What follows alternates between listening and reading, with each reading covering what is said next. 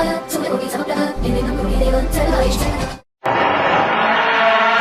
रात होती है तो हम एक दिया जला लेते हैं और उस रोशनी में खुद को महफूज समझते हैं, मगर उस रोशनी के परे जो अंधेरा है वो अपने अंदर बहुत सारी कहानियां समेटे हुए है और इन्हीं कहानियों को आपको लेकर आता है रात के अंधेरे में।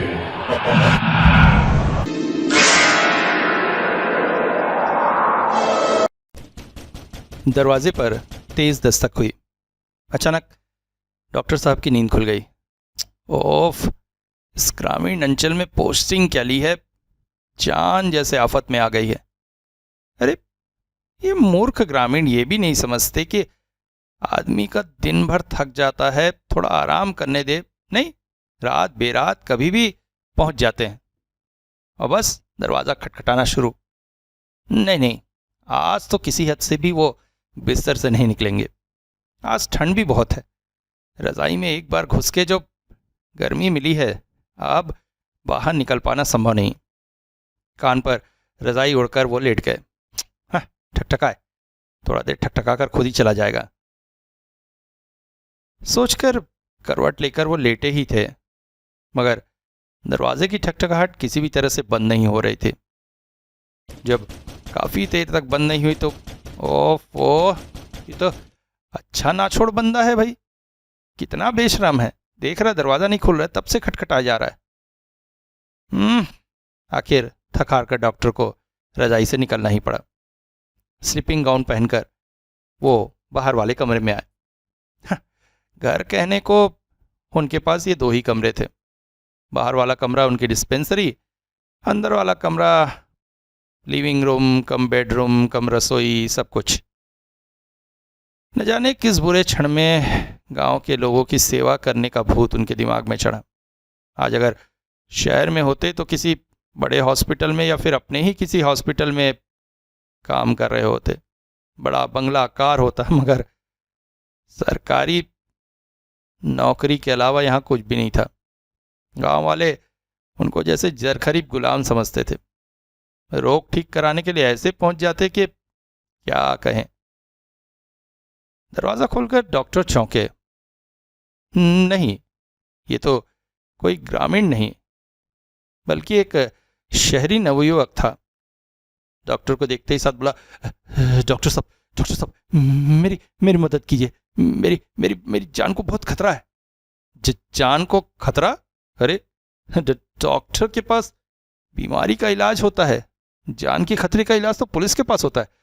प्लीज। डॉक्टर उसे अंदर ले आए।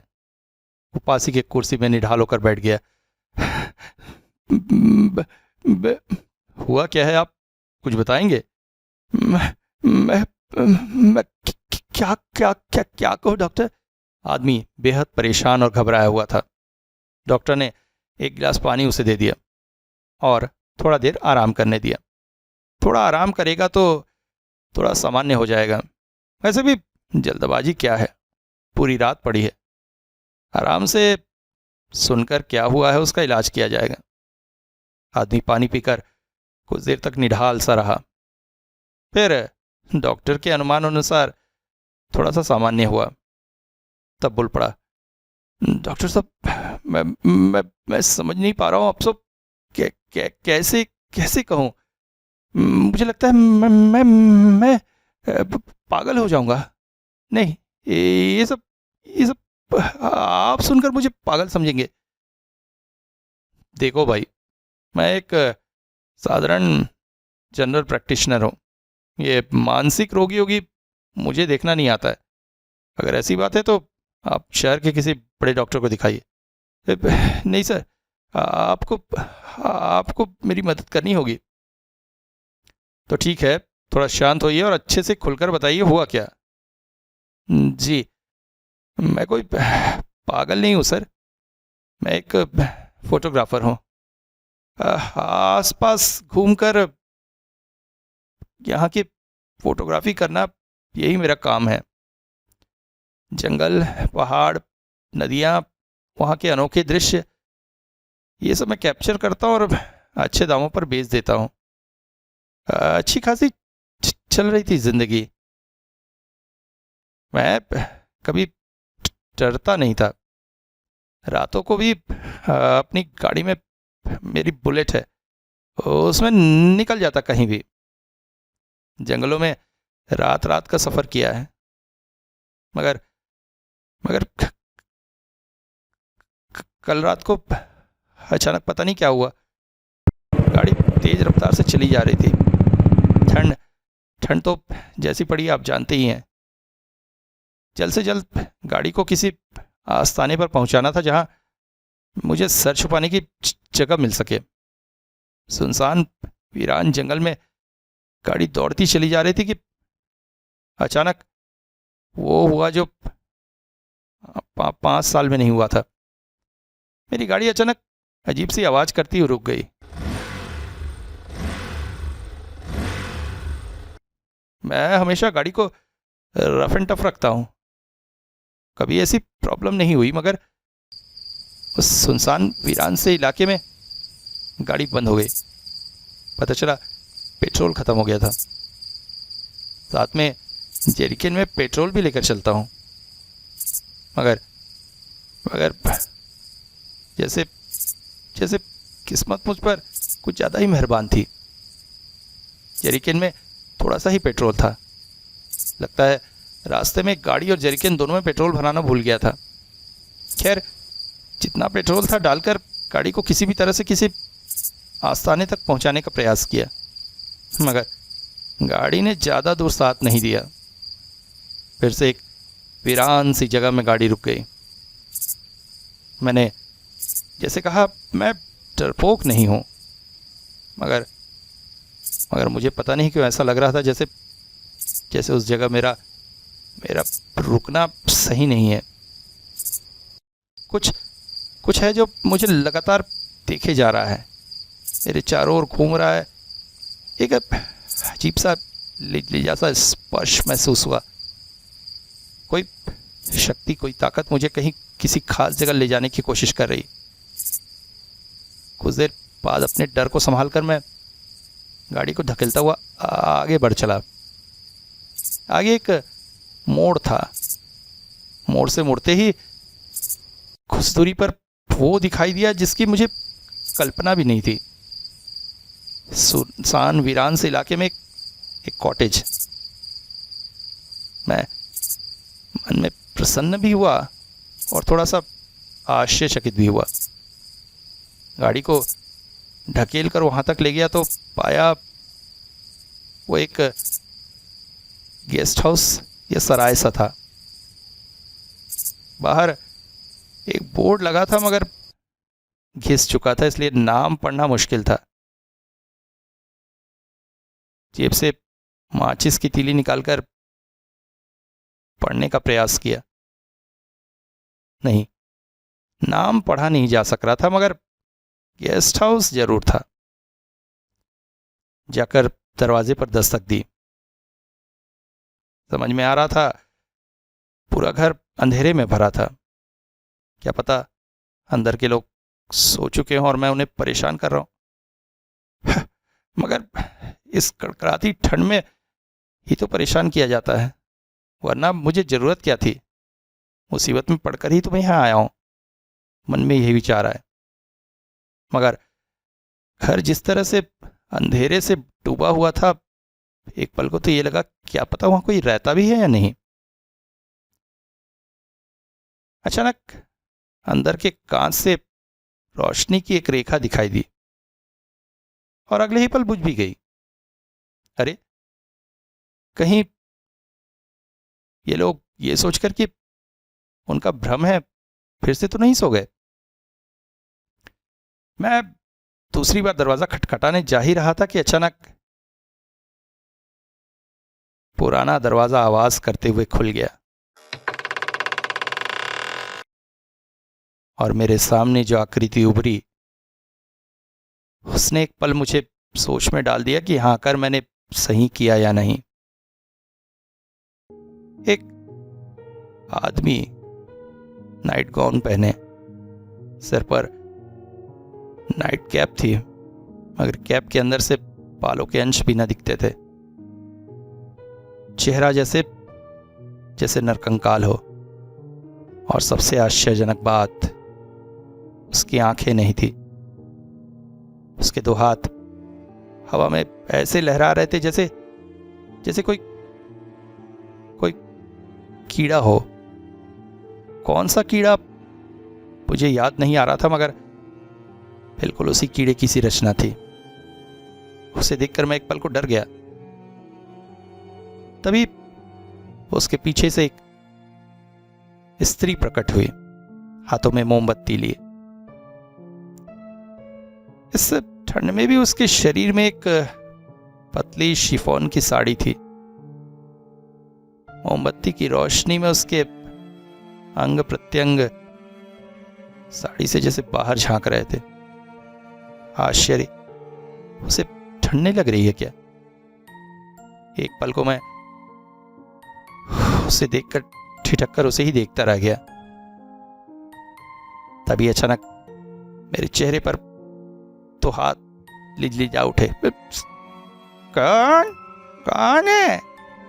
बूढ़ा कहते हुए मेरे चेहरे को छूकर महसूस करने लगा। जी, मेरा नाम अभिमन्यु है। मैं एक फोटोग्राफर हूँ। यहाँ से जा रहा था कि गाड़ी बिगड़ गई। अगर रात को ठहरने की बूढ़े के उस कंकाल से चेहरे में हंसी फैल गई। हाँ, रात को ठहरो ना, ठहरना ही तो चाहिए। ठहरने के लिए ही तो ये कॉटेज है। रात में ही तो ठहरा जाता है, और इस ठंड में कोई अतिथि आए, इससे अच्छी बात और क्या है? अचानक पीछे से महिला बोली, आप अंदर आइए, आप उन्हें आने दीजिए। बूढ़े के हाथ अब भी मेरे चेहरे पर लहरा रहे थे।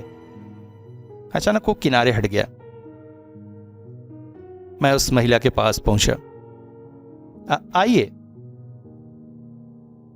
अच्छे से उसकी देखभाल करना, कोई भी गलती ना हो, ध्यान रखना। बूढ़े की आवाज मेरे कानों में गूंजी। अंदर से घर कुछ पुराना सा था। फर्नीचर वगैरह सब बहुत पुराने से लग रहे थे।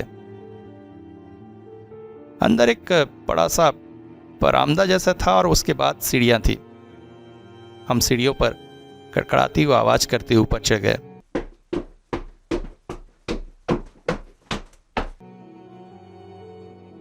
यहां पर या तो लाइट नहीं थी या लोड शेडिंग थी। गहरा अंधेरा था। औरत के हाथों में पकड़ी मोमबत्ती ही रोशनी का एक साधन थी। उसी में मैं उसके पीछे पीछे एक बड़े से कमरे में पहुंचा। दरवाजा खोलकर हम दोनों अंदर प्रविष्ट हुए। पास ही में एक बड़ा सा लैंप रखा था। लैंप काफी वजनी होगा, 2-3 लोग मिलकर ही उसे यहां पर लाए होंगे। महिला ने मोमबत्ती से लैंप जला दी। कमरे में रोशनी फैल गई। वो बोली, आप वो बेड पर आराम करिए। जी, देखिए, मुझे पता है अभी कहने का कोई मतलब नहीं, मगर खाना तो शायद नहीं मिलेगा। नहीं, हमने काफी पहले चूल्हा बुझा दिया है।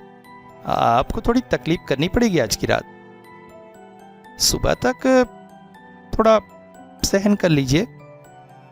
हाँ ठीक है, मुझे आदत है इन सब की, मगर थोड़ा सा अगर गर्म पानी मिल जाता तो। असली में दिन भर रोड पर ट्रैवल करता रहा हूं ना, थोड़ा सा हाथ मुंह धो ले रहा तो मेरी आदत भी है जरा। नहीं, हमारे यहाँ पानी की बड़ी समस्या है। पिछले कुछ दिनों से बहुत कम पानी खर्च कर रहे हैं हम लोग भी 2 दिन से नहीं नहाए हैं। ये भी मैं नहीं कर पाऊंगी, बस चुपचाप सो जाइए। कहकर वो महिला कमरे से बाहर चली गई। अचानक उसके चेहरे पर एक भाव मुझे दिखाई दिए, डर के भाव। वो शुभ रात्रि कहकर चली गई।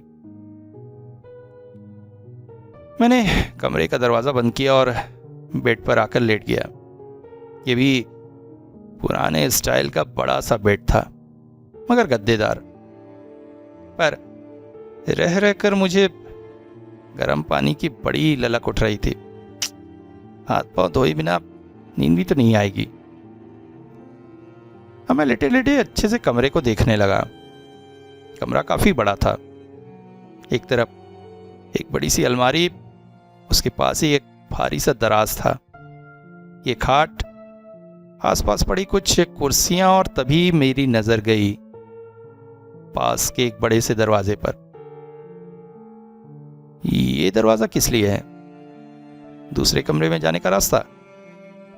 मैंने दरवाजे को ढकेलकर खोलना चाहा, मगर दरवाजा लॉक था। ओह! बेड पर आकर मैं फिर लेट गया, मगर दरवाजा वो कहां का सकता है? बाथरूम? हाँ, कमरे में बाथरूम तो नहीं है, मगर बाथरूम है तो उसे इस तरह से ताला लगाकर क्यों रखा गया है? मेरी एक बहुत बुरी आदत है, मुझे अगर कहीं कोई चाबी पड़ी मिले तो मैं उसे रख लेता हूं। मेरे बैग में चाबियों का एक बहुत बड़ा संग्रहालय समझ लीजिए। दिमाग में एक बात कौन गई। चाबियों के गुच्छे को निकालकर दरवाजे पर लगाकर देखने लगा। दूसरा, तीसरा, चौथा, पांचवा चाबी लगाते ही वो उस छेद में मखमल की तरह फिट हो गया और अगले ही पल मक्खन की तरह घूमकर उसने ताला खोल दिया। अंदर का दृश्य देखकर मैं चौंक उठा। ओफ, ये तो बाथरूम ही है, मगर इन्होंने क्यों कहा कि अंदर अंधेरा था, रोशनी का साधन? अरे, महिला मोमबत्ती रख गई होती तो अच्छा होता। आसपास भी मैं मोमबत्ती ढूंढने लगा, मगर कमरे में उस बड़े से लालटेन के अलावा कुछ भी न था, और उसे अपनी जगह से हिला पाना मेरे लिए संभव न था। उसकी हल्की रोशनी जो अंदर आ रही थी, उसी में मैं अंदर प्रविष्ट हुआ। अंदर एक बड़ा सा टब था। सब कुछ ऐसा लगता था जैसे बहुत पुराने काल का हो। आजकल ऐसा टब कोई उपयोग नहीं करता है। वहां पर नल भी था। धीरे से नल चालू किया। पानी तो अच्छा खासा आ रहा था। फिर इस महिला ने क्यों कहा कि पानी नहीं है? मगर हाँ, नल में शायद जंग लगने की वजह से उसकी रफ्तार कम थी और पानी भी थोड़ा गंदा आ रहा था। टब भरने में टाइम लगेगा, यही सोचकर मैं कमरे में आ गया और अपने कपड़े उतार दिए। बेड पर बैठे बैठे मैं सोचने लगा, आखिर लड़की का बूढ़े से संबंध क्या होगा? क्या नहीं, उसकी नातिन या बेटी हो सकती है। क्या भाग्य बेचारी का, किस विभीषिका में रहना पड़ रहा है एक अंधे बूढ़े के साथ, जबकि उसकी उम्र तो अभी जीवन का उपभोग करने की और जीवन को जीने की है। दोबारा बाथरूम में जाकर टब में जैसे ही मैंने पैर डाला, चौंक पड़ा मैं। टब में पानी के अलावा भी कुछ था, कुछ गाढ़ा लिजलिजा सा। अब तक अंधेरे में मेरी आंखें देखने में समर्थ हो गई थी, और उसी में मैंने महसूस किया कि वो गाढ़ा लिजलिजा पदार्थ कुछ और नहीं, खून है। और इस वक्त टब में मैं अकेला नहीं हूं। एक लाश इस टब में है। मैं कूदकर बाहर निकल आया और जल्दी से बाहर आकर कपड़े पहनकर बेड पर बैठ गया। मुझे ऐसा लगा जैसे टब में किसी बड़े से चोक ने खून पीने के बाद उल्टी कर दी हो। तभी मुझे एहसास हुआ बूढ़े के वो 2 हाथ। हाँ, उस वक्त मुझे ऐसा लग रहा था कि वो कीड़े हैं, मगर कौन से कीड़े समझ में नहीं आता। जोंक की तरह ही तो दिख रहे थे, जैसे जैसे सूंघने की कोशिश कर रहे थे मेरे शरीर से खून की बांस। एक पल को मैंने सब कुछ अपना भ्रम समझने की कोशिश की और टॉवेल से पैर पोंछने लगा, मगर टॉवेल पे पड़े वो काले निशान स्पष्ट बता रहे थे कि मेरा देखा हुआ भ्रम नहीं था। तभी दरवाजे पर दस्तक हुई, जैसे कोई दरवाजा खोलकर अंदर आ जाना चाहता है। मैं घबरा उठा। फिर अचानक वो दस्तक बंद हो गई। मैंने धीरे से दरवाजा खोलकर बाहर झांकने की कोशिश की। बाहर कोई न था, मगर अब मुझे डर लग रहा था। मैं कमरे में कोई ऐसी चीज खोजने लगा जिसे मैं दरवाजे पर आरार दूं ताकि कोई रात भर के लिए अंदर ना आ सके। और तभी मेरी नजर पड़ी उस दराज पर। दराज भारी जरूर था, मगर थोड़ी सी मेहनत से मैं उसे दरवाजे तक ला सकता था। अभी उसे लाने की कोशिश कर ही रहा था कि फिर दरवाजे पर दस्तक हुई। मैं चौंक पड़ा, मगर अब दस्तक 1 मिनट तक होती ही रही। अंततः मुझे दरवाजा खोलना पड़ा और अगले ही पल वो स्त्री बिल्कुल हड़बड़ाकर अंदर प्रविष्ट हुई और मुझसे जैसे टकरा सी गई। मेरे साथ बेड पर आकर बैठकर बोली, आपको क्या सब्र नहीं है? आपसे कहा था ना चुपचाप सो जाइए। फिर मैं लड़की की बातें सुन रहा था, मगर लालटेन की रोशनी में उसकी वो छीनी साड़ी से ढका शरीर मुझे बेहद भूख जगा रहा था। खाने की नहीं, किसी और तरह की भूख। मैंने बड़ी मुश्किल से अपने मन को वश में किया। आपने बाथरूम का दरवाजा क्यों खोला?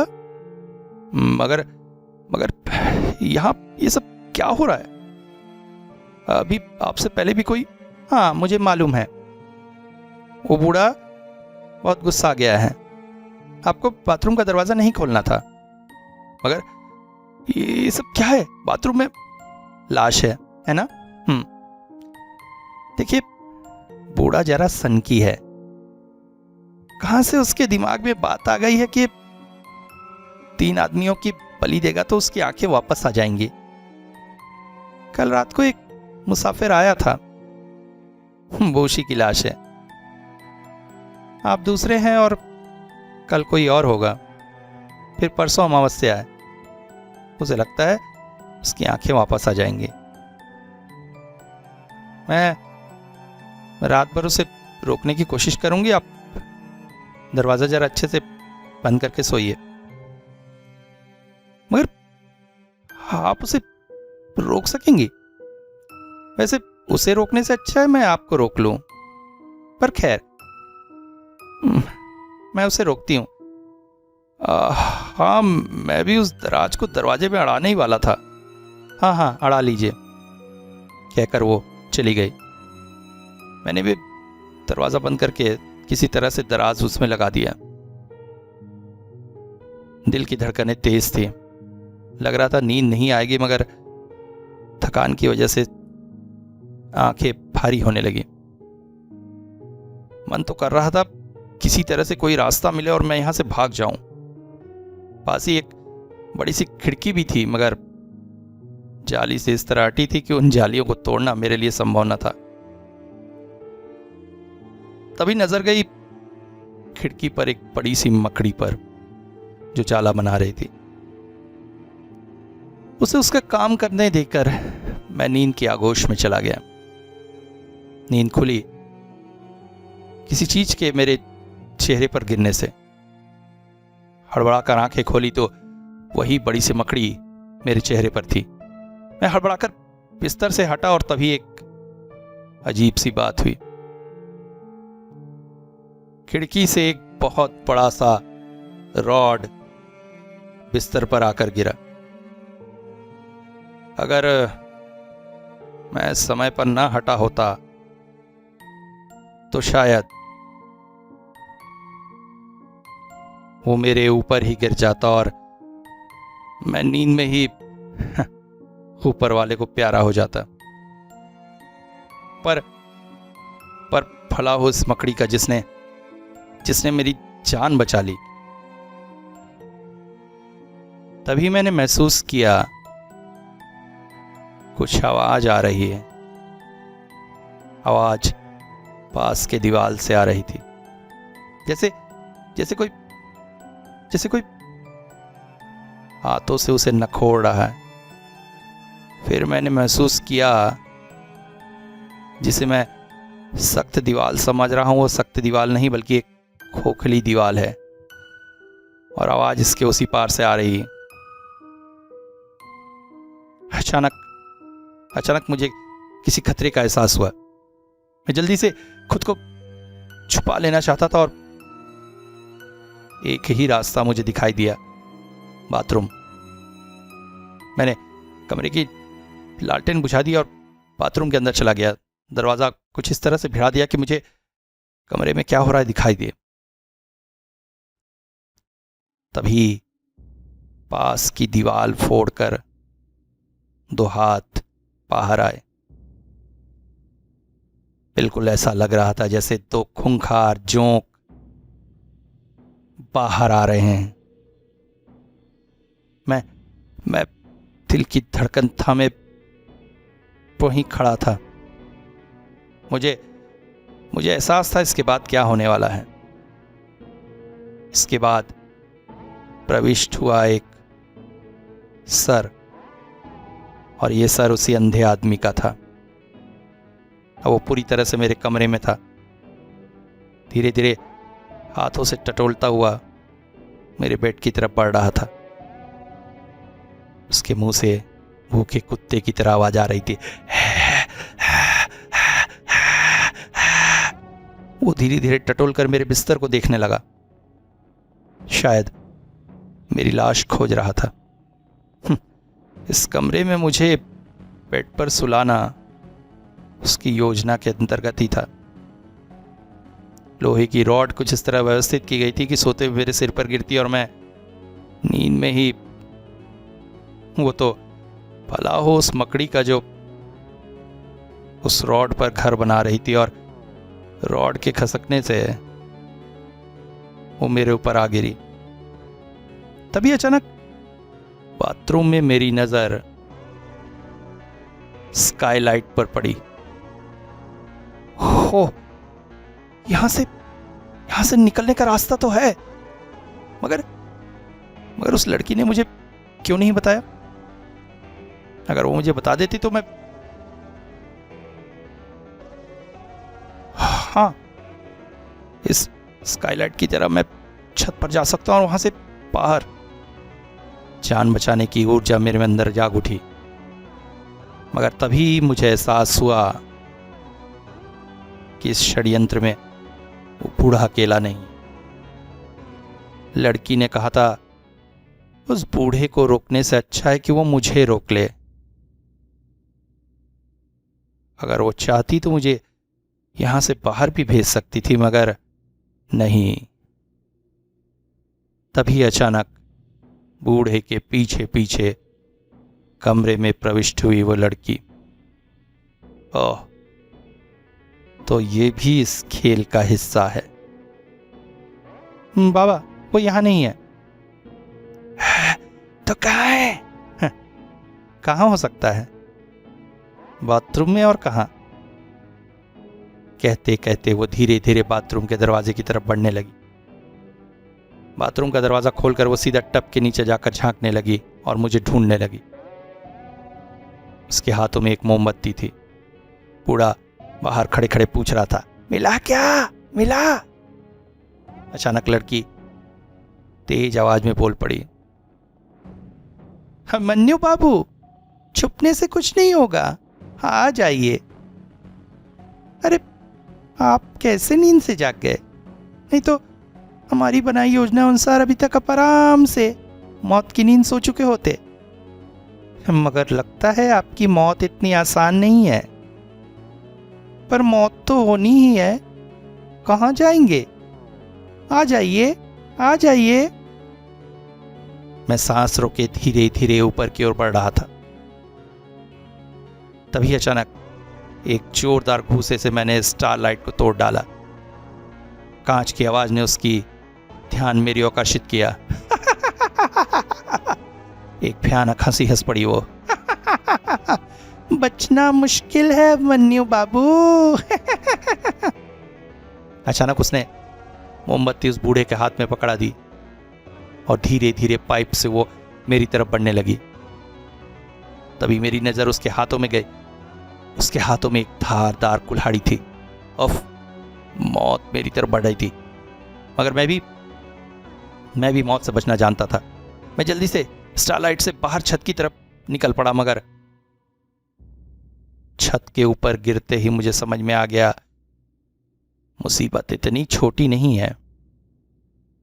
छत में बहुत सारी लाशें पड़ी हुई थी, महिलाओं की, पुरुषों की, बच्चों की। जो कुछ भी इस लड़की ने कहा था, बात उससे बहुत बड़ी थी। अचानक वो भी स्टारलाइट से बाहर आती हुई मुझे दिखाई दी।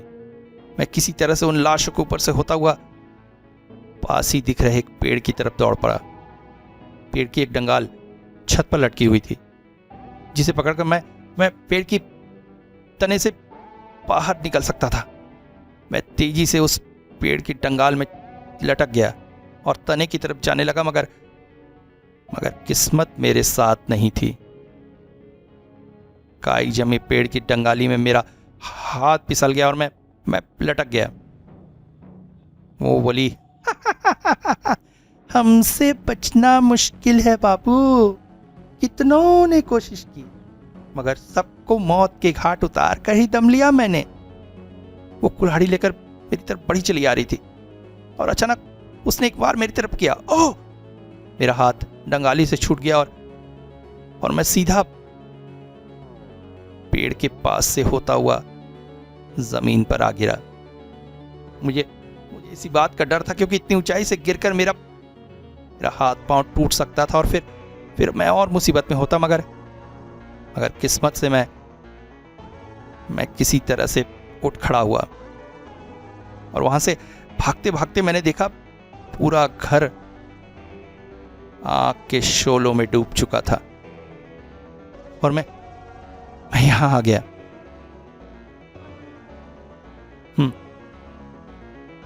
अभिमन्यु, ये हो सकता है बूढ़े के हाथ में मोमबत्ती थी। गलती से उसने किसी पर्दे में आग लगा दी होगी और फिर आग पूरे घर में फैल गई होगी। मगर यह भी सच है कि तुम उनके हाथों से घायल होने से न बच सके।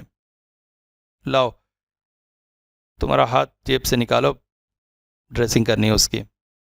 तुम्हारी उंगलियां कट गई ना? डॉक्टर बोल पड़े। अचानक अभिमन्यु चौंक पड़ा। मगर आपको कैसे पता मेरा हाथ कट गया? मैंने तो कुछ भी नहीं बताया आपको। कहते कहते अभिमन्यु ने अपना हाथ जेब से निकाल दिया और आश्चर्यचकित हो पड़ा। उसके हाथों से धुआं निकल रहा था और धीरे धीरे हाथ जैसे हवा में विलीन हो रहे थे। अभिमन्यु, तुम्हें इस बात का एहसास नहीं है, मगर मैं जानता हूं। पिछले 10 सालों से हर साल 24 फरवरी की रात को तुम इसी तरह मेरे पास आते हो और इसी तरह धीरे धीरे तुम हवा में विलीन हो जाते हो। सच्चाई यही है कि उस रात उस घर में आग लगी थी, मगर तुम भी उनके हाथों से बच नहीं पाए थे, पर तुम्हारी आत्मा को तुम यहां तक ले आए थे। और उसके बाद से पिछले 10 साल से यही क्रम चलता आ रहा है। तुम्हें नहीं पता आगे क्या होगा, मगर मुझे पता है, इसलिए मैं उतना उद्विग्न नहीं हुआ। पहली रात जब तुम आए थे मैं डर गया था, मगर अब मुझे तुमसे डर नहीं लगता। कहते कहते डॉक्टर अपने बेडरूम की तरफ चल पड़े। अभिमन्यु पीछे से चीखता रहा, डॉक्टर साहब, ये सच नहीं है, आप सुनिए। मगर उसने कोई ध्यान न दिया और धीरे धीरे अभिमन्यु का शरीर हवा में विलीन हो गया।